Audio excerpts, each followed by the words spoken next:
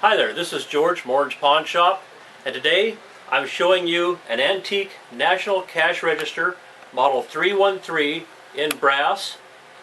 This model was often used in candy stores and barber shops in the early 1900s. And this one works.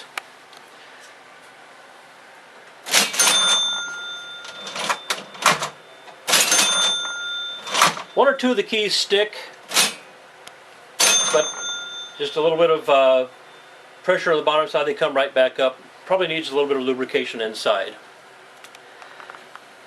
It's missing the top nameplate, but the transaction counters inside work.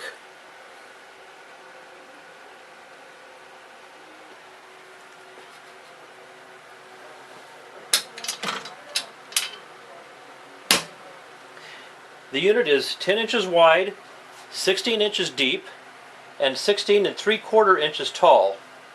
And it includes these 5 operating keys to operate the front. There's 2 keys that go inside here, and some on the side. There's a little bit of damage to the wooden base, as you might expect in something that's 100 years old. But overall, it's a very nice looking piece. I think you'll enjoy owning this one.